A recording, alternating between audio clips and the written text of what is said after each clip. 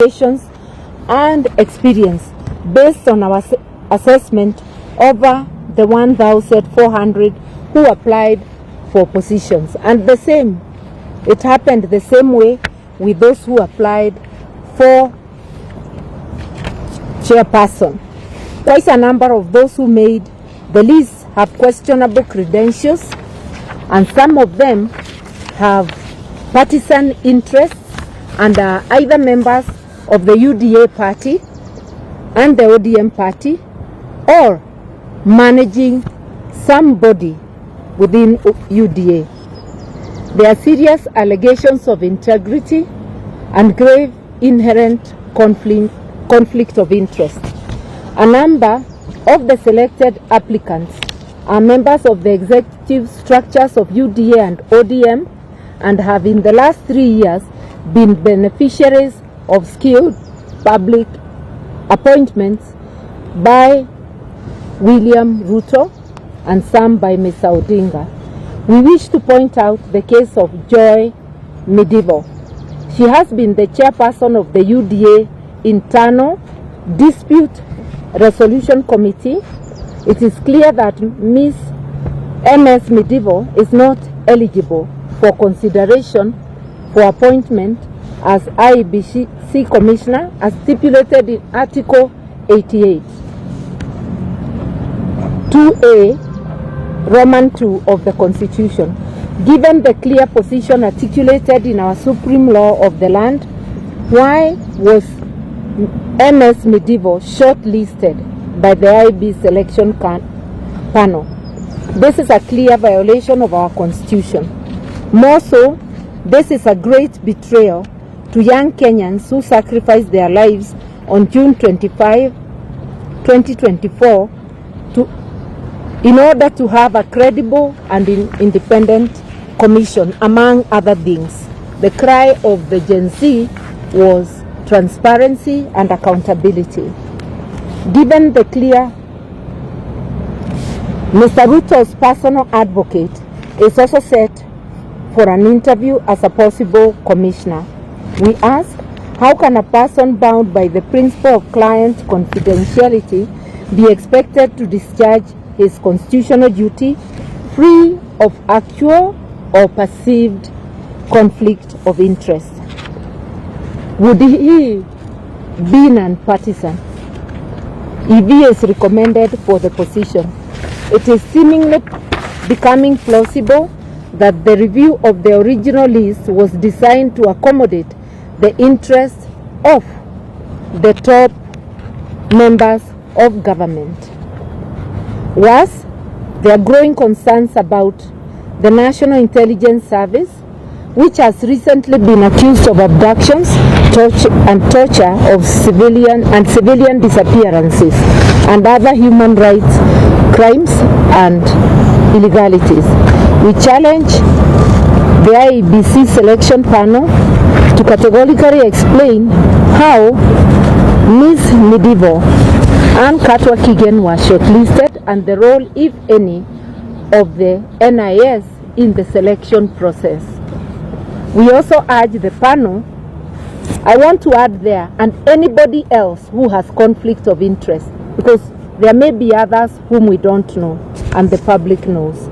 We also urge the panel not to take part in any partisan actions that may pose an existential threat to the well-being of the people of Kenya by undermining electoral justice.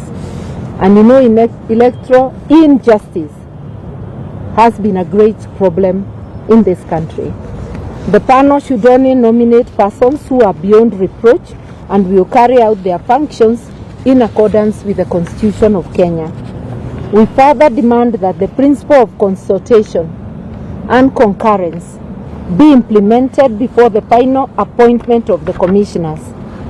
Between Mr. Ruto and Mr. Odinga on one side and the opposition, which reflects the country's current reality. In other words, what we are saying is this: let there be consultations on one hand with Kenya Kwanza and its allies, and it's obvious ODM is an ally of Kenya Kwanza, and the opposition, which clearly, because the opposition touted in NADCO report for concurrence was the opposition in parliament.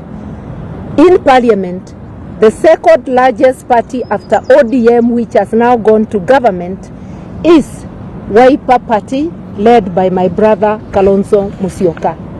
There is also the DAPK Party and Jubilee, the wing led by Uhuru Kenyatta.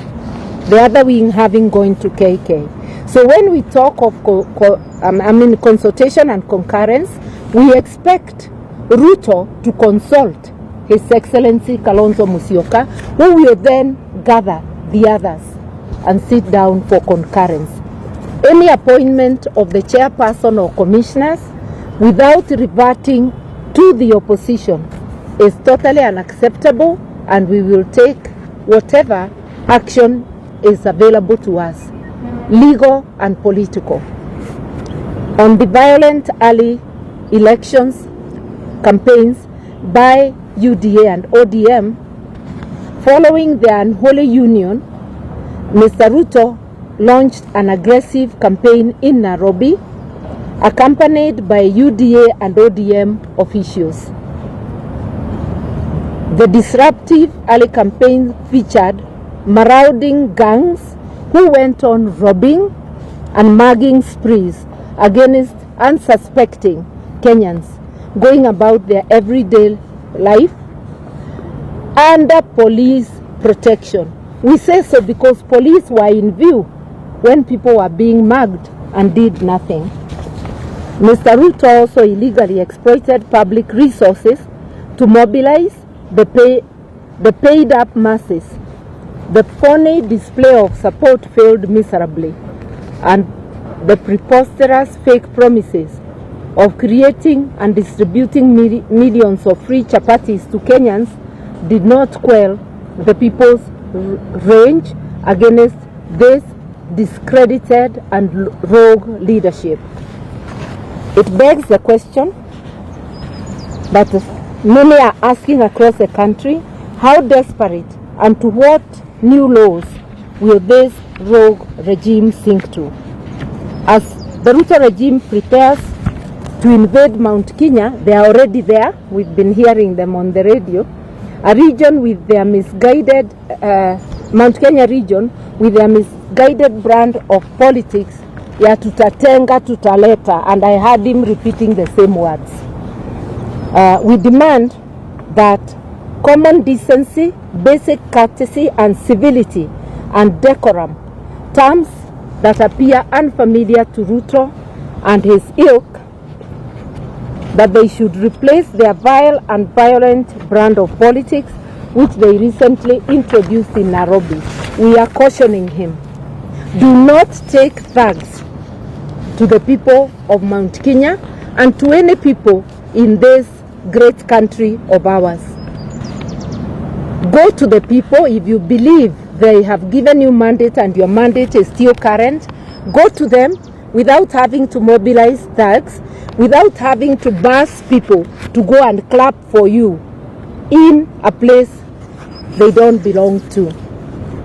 Finally, we call on citizens of Mount Kenya region to remain peaceful and patient and not to be goaded by the bad, insightful and hateful behavior of this discredited regime. We also have an issue with the Nairobi County government, which has recently declared Nairobi River Corridor with its demographic implications. We express our strong reservations on the declaration by the Nairobi City County on March 6, 2025 that proclaimed the Nairobi River Corridor as a special planning area, SPA. This will affect private properties to which people have titles. It will affect properties from Naivasha Road to Ruai, including along the tributaries of Nairobi River. We remind the Nairobi City County government that conversion of private property into public land is a function of the National Land Commission, NLC. It is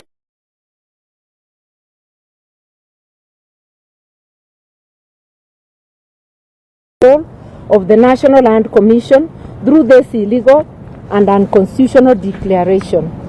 In order to make a declaration like this, noting that via the Constitution, rivers and lakes belong to the national government, not to counties. Therefore, if there is an idea to create this corridor, it must originate from the national government with a cabinet memo, with the necessary policy documents, and most importantly, there must be public participation.